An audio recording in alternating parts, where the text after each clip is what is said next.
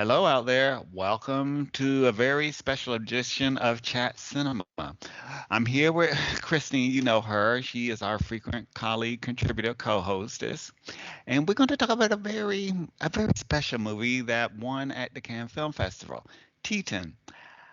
Okay, Christine, I'm going to let you start off because I always let ladies and the guests go first. Okay, yeah, thank you very much. Welcome, everybody. Yes, as Breck said, it's a very special movie.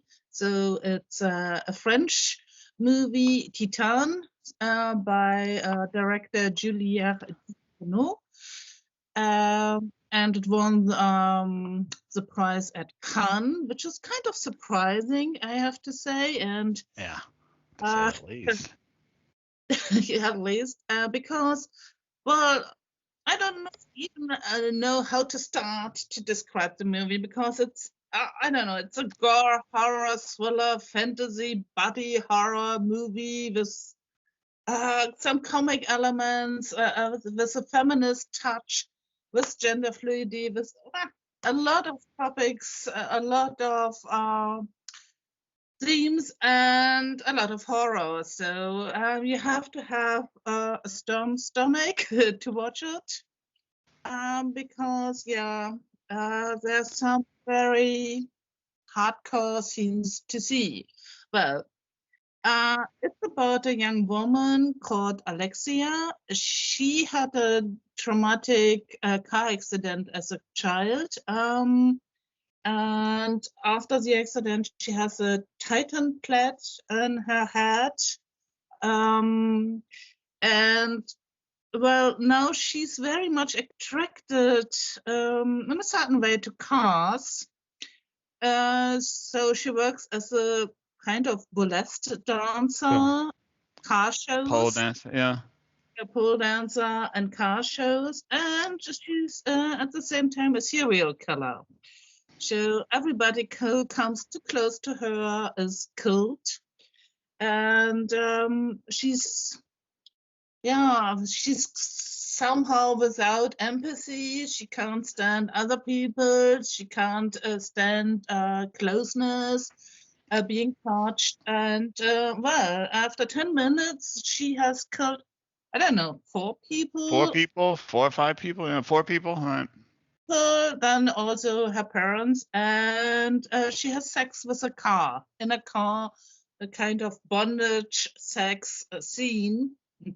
And after that, she gets pregnant, and then she realizes that the police is after her, and she's on the run and disguises herself as a young man called herself Adrien, and pretends to be the long lost son of a fireman, played by Vincent Langdon, who's a well-known French actor. So in the French, he's really has a name. And well, then this is the second part of the movie, which is more about the relationship between her or him and the fireman. So this is the second part, and it's really difficult to talk about it without giving too much information, and I agree. don't want to spoiler, but now it's really getting difficult. I don't even know where. Well, you did a better job than I could have done because at first we talked about this before recording. I saw elements of David Lynch, and you pointed out elements of David Cronenberg. But then there's this other Czech film which I never saw. You talked about it, some vampire car. What was it?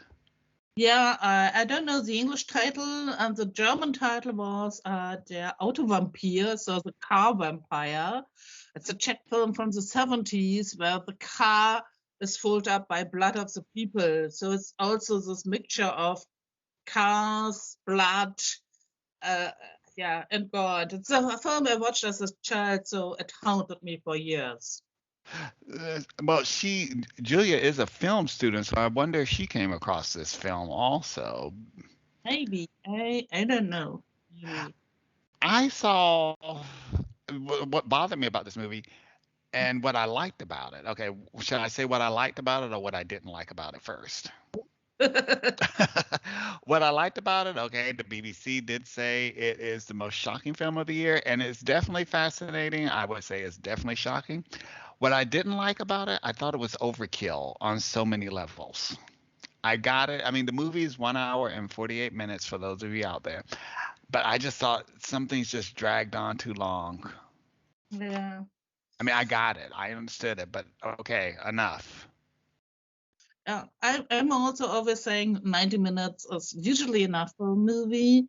I think, yeah, maybe it's too long or too overdone, but I think it's part of what she wanted to do. Because in an interview, she said it's a Baroque movie. And I think this describes the movie very well because it is Baroque. It's everything put together. It's also in this visual style, which is Yeah, very uh, well done, I think. beautiful style. Yeah, you have a lot of music, which also is part of the story because you don't have much dialogue in it. No. And it's more the music and also the faces, the body that speaks Mm. to the audience. So I think Mhm. that's part of it. And I think in the end, it's a love story. This is so it Very can't. dysfunctional love story. I thought it was about dysfunctionalism more than a love story. But I think she's also said in an interview she wanted to do a film about love. So and the feeling of love, and it's a bizarre form of love, of course. But in the very end, you see how. Well, I can't say it, but yeah. Well, usually a love story there's some sympathy. You have characters you have sympathy for or empathy. I Uh, didn't see a single character in that movie I would have like, okay. this is a problem I had with the film that I didn't really care so much for her, him, and also the character played by Vincent Langdon. So I wasn't really rooting for them, and because I felt sometimes so, oh my God, this body, this Mm. naked and these naked bodies and this fluids and blood and oil and everything. I was like, oh my God. Well, and so, but I think it's between them you have this kind because of love, because at the end she can accept, her, yeah, she goes to him, asks for help. But do you think it was a case of I can't say this, artistic well, there's another word we say, but I can't say the word after it. Artistic I don't know, excessiveness. I'm gonna say that. There's another term, guys, but I can't say that. Uh, just someone should have told her no because Julia wrote the script, and I know we know the age we live in, et cetera, et cetera, et cetera. And I'm not belittling her as a filmmaker, but I thought, okay, excuse me, why is this scene here? Why is that there, this scene here, or this action going on? Sometimes it just made absolutely no sense. It's just like making a soup. You put too many ingredients in it, and then okay, you don't really get the flavor. Yeah, okay, but I think it's it was part of her, yeah, strategy, putting all together, mixtured, and maybe it doesn't taste everyone, and at least it's an interesting taste. So Yes, it's not for the Marvel superhero comic films people out there. and it is also a very intelligent film. I mean, you can see so many aspects in it. You can talk about, of course, this feminist approach, about this kind of gender questions that they are dealing with. It's also you can also see maybe the Greek mythology in it because you can see her as Gaia, the Hmm. mother of Titans, giving, yeah. So, and maybe a new kind of mankind machine is coming, and So this So was all in it. the next step in the evolutionary process. Okay, well, we're really pushing it on that one, aren't we?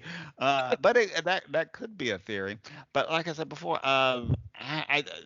she's a female filmmaker.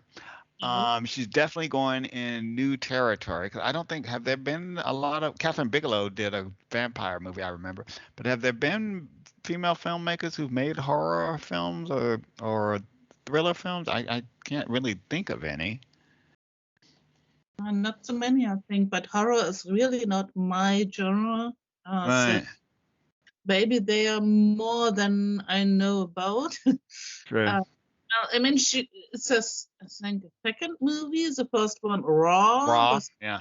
very intense, I think. I haven't watched it. And yeah, so she's definitely making a name in this genre. Yeah, I mean, well, I'm sure she's working on another movie, another script. I wonder if Hollywood has called Yeah, her. But it's still a bit funny that I watched this movie, and I did watch the whole movie, guys. I didn't walk out. Can you believe it?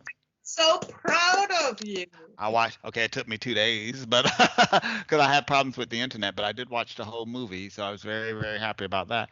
And I can't say I hated the movie, but I can't say I loved it or liked it. I don't know if I would recommend watching it. I would tell people watch it with patience, I think, and have a very open mind. Yes, and a strong stomach. Oh yeah, very, very much so. But I definitely think Julia is a filmmaker to watch. Oh, and we have to give a shout out. Did you like Agatha Roussel? Is that her name? Rousselli?